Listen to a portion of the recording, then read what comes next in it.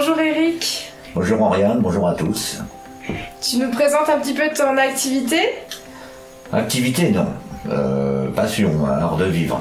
Parce que j'étais 30 ans intermittent, donc c'est autre chose. J'ai jamais même métier sur ma fiche de paye, jamais cadre. Et en fait, c'est pas mon activité, en fait, je suis plutôt poète de la matière. Oh.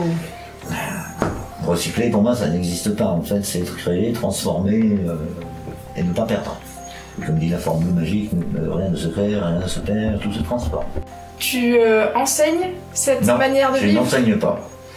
Je peux initier. En percussion, je fais comme ça des ateliers de percussion, mais en public, en famille. Et ce que je fais, j'amène des instruments, je mets un décor, je m'occupe toujours de l'espace. Parce que je suis architecte diplômé. Et souvent, on fait des trucs aujourd'hui dans le vide. C'est comme si le vide, c'était la réalité du monde. Virtuel, alors qu'en fait c'est important d'avoir un cadre, d'avoir des éclairages, d'avoir un univers, et quand les enfants viennent avec moi, avec les parents sur le plateau, on met des chaises autour, dans un jardin ou un parc ou n'importe où. J'ai même mis des péricultrices, c'est une école de périculture qui est venue, elles m'ont fait un truc super, les filles, c'est en fait quand elles partaient, elles donnaient les baguettes à celles qui étaient dans la salle. Donc du coup, l'autre arrivait avec ses baguettes pour jouer. Bon.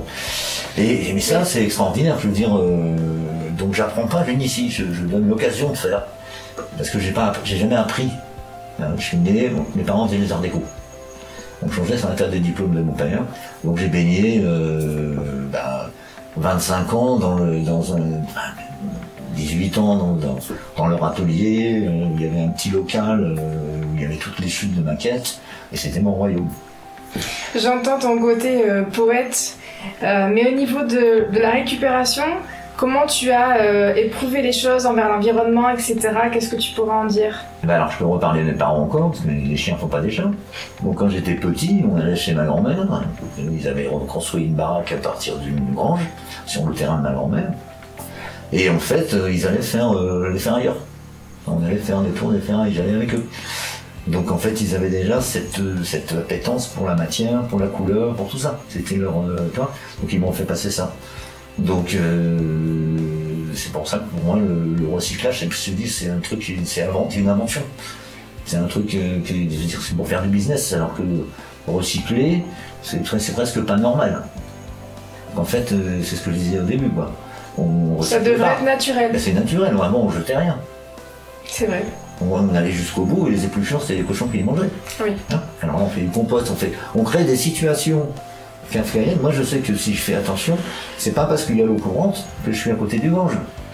Donc j'ai des gens qui viennent chez moi des fois qui habitent là, tu verrais comme ils consomment de la flotte, ils mouillent tout, alors que ici, faut essuyer. Bon, bref, voilà, c'est jusque dans la vie. Donc on revient à quelque chose qui existait déjà avant. Vivre avec précaution de ce qu'on a. C'est ça? Mais c'est humain simplement, c'est simplement humain, c'est pas ça existait déjà. On redevient des êtres humains. Plus que on n'est pas des machines. Voilà, enfin, c'est mon discours maintenant. Oui, oui. Mais par rapport à ton activité, alors tu as un atelier, comment ça se passe? Alors, activité, moi j'ai passé 30 ans intermittent du spectacle, à faire mes décors, à faire un spectacle, à faire de la technique, à faire un métier, technicien, artiste. Et activité, si on dit activité professionnelle, en fait tout mon travail de récup, je l'ai fait dans le spectacle. J'ai souvent remonté des théâtres avec les boules qui restaient, j'ai souvent amené toujours, la matière qui existe déjà avec sa couleur, ses formes, ça inspire le projet. Donc moi je dessine, plus ça avance en fait. Il n'y a pas de devis, il n'y a rien, tu vois, alors je sais que quelque part ça coûte plus cher, quelque part la récup. Parce que c'est plus facile de faire un dessin, d'aller chercher des matériaux, de faire baisser les prix, et puis de les transformer. Et quand tu as un matériau, tu as toute une phase de conception qui se fait avec les mains, c'est-à-dire que le visuel est déjà fait. Tu as déjà la forme, tu as déjà la couleur, et tu assembles. Et c'est comme ça que je fais l'homme serpent qui est montré, je fais toutes les œuvres, ou même les percussions qu'on voit derrière. Ça si tu veux, l'atelier que j'avais monté, que j'ai rendu, là, qui est en dessous, en fait ce que j'avais écrit un soir. Il y a des marches qui sortent toutes seules. En fait, je l'avais créé pour pouvoir démarrer une suite logique, sans réfléchir, directement, stop. C'est-à-dire que les objets sont rencontrés et devenaient quelque chose, une forme. Donc c'était un atelier qui avait quel nom? Un atelier de création que je louais comme un hangar de stationnement, que j'assurais comme un local de stationnement. C'est-à-dire que c'était pas du business, je suis pas artiste libre. J'ai pas un atelier n'était pas un local professionnel.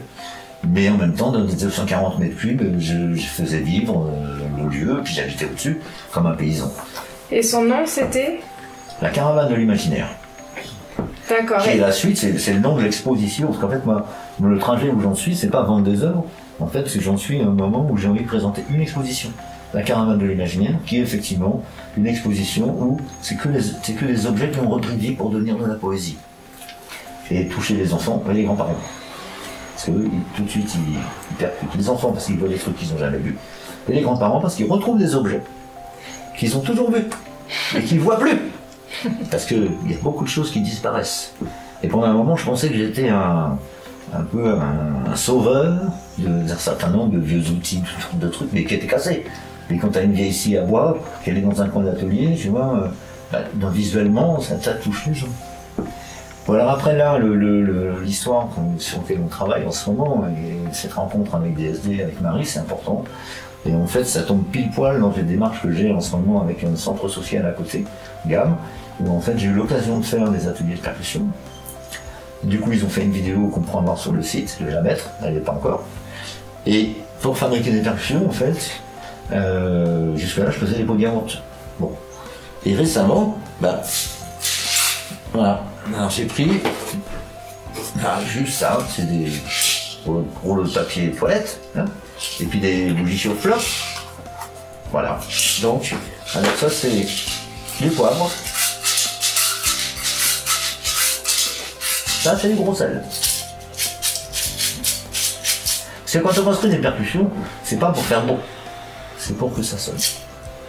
Et bien souvent les ateliers de percussion, hein, c'est à la va-vite pour écouter les enfants. Donc c'est pas bon. Je suis pas dans ce coup-là. Bon, après je peux faire le danseur de plaquettes.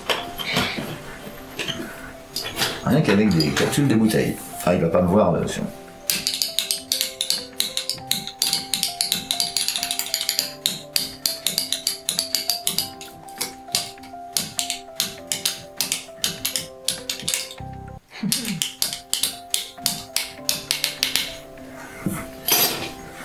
Donc bougie chauffe-plat, hein, c'est pas la peine de les jeter. En fait, on fait plein de trucs, il faut même faire des yeux avec. Tu fais une bille à l'intérieur, et un œil. Juste pour préciser, Oui. Vous allez proposer des ateliers pour enfants. Autour de ces démarches-là, on va proposer des ateliers pour enfants avec adultes accompagnants en famille. D'accord. Pour fabriquer un peu fabriquer ses jouets, c'est-à-dire recycler, c'est pas jeter dans un sac pour que ça parte à l'incinérateur. Recycler, c'est se servir des bouts de carton, de pots de yaourt, tous des trucs et par exemple, faire ça. Quand j'étais petit, sur les paquets de purée, il y avait des maisons à découper. Bon, ça, je suis architecte, j'ai dessiné, d'accord? Sauf que quand je la monte, elle est comme ça.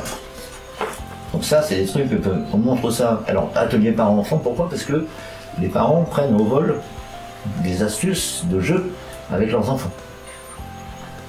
Souvent, ils se rendent compte que leurs enfants, d'ailleurs, sont plus doués qu'eux en percussion. Moi, j'ai des institutrices qui, comme ça, un jour, je me souviens, elle me dit, oh là là, mais t'as vu Quentin? Puis comment il est concentré? Ah oui, parce que plus on parle, moins on fait de musique. Donc plus on fait de musique, moins on parle. Donc recyclage musique, recyclage dessin, voilà, ça c'est du recyclage, c'est un bout de carton. Après c'est des crayons, et du dessin.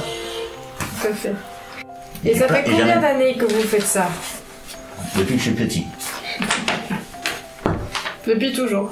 Depuis toujours. Finalement. Je suis tombé dedans quand j'étais petit. Vous avez un texte à nous lire? Là, ça c'est l'emballage de pinard, de bouteille. Pas pinard, on peut dire pinard, hein, c'est pas un gros mot, le pinard. Salut, c'est Mermoz. C'est pas moi qui l'ai baptisé, c'est un pote qui est passé baptisé. Les gens ils donnent des noms aussi, des fois c'est rigolo. Bah oui, tiens, je vais prendre par là direct. C'est important parce que tout le monde me dit il faudrait que tu sois à la campagne. Ben non, j'aime la ville. J'y suis né, j'y ai vécu, j'y vis encore, avec amour d'elle. Depuis mon enfance parisienne, j'ai toujours adorer la déguster, la parcourir. Grand rue, petite rue, impasse, boulevard, les quais, les squares, les fontaines, et surtout le dimanche et les jours fériés, au mois d'août. Et cette rupture, ce temps d'arrêt de la machine infernale, de la course affolée de la marée humaine, le silence instantané qui a suivi, je l'ai ressenti dès les premiers instants. J'ai retrouvé le bonheur d'être en action, tranquillement, posément, en création. Je pratique la méditation. La méditation. C'est-à-dire que je me mets en route et j'agis. Parce que j'ai mis en place plein de choses autour, je procrastine avec bonheur. C'est ma conclusion. Merci Eric.